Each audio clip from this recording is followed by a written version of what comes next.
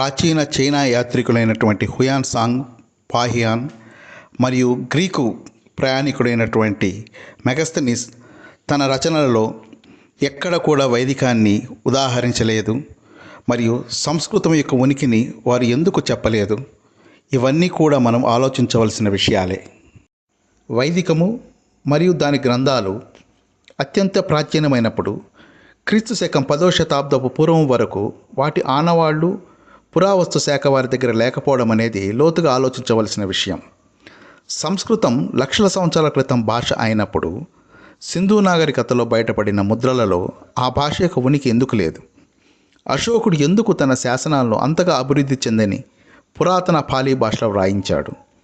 ఎందుకు నాటి పురాతన నాగరికతలకు చెందిన ఆలయాలలో వైదిక దేవీ దేవతల ఆరాధన మరియు శిల్ప సంపద లేదు?